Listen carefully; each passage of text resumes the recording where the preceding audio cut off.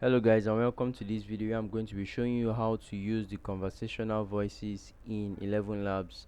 So the first thing you have to do on the website is to go to the voices option, which is on the top left corner of the drop down menu. So once you click on it, it should load and bring you to a page like this. So what you have to do is to click on the library option, and you would see a page very similar to this, and all you have to do is to click on the conversational option here, just after just between narrative and story and the characters and animation section. So once you click on the conversational option, this brings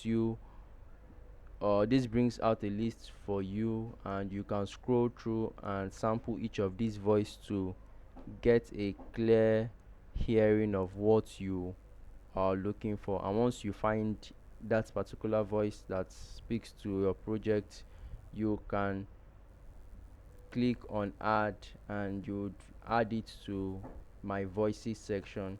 And from this my voices section, you can now add your documents you want to have this particular voice to cover. So this is how to use the conversational voice on 11 labs. If this video has helped you, please, I would love if you subscribe to the channel and leave a comment below.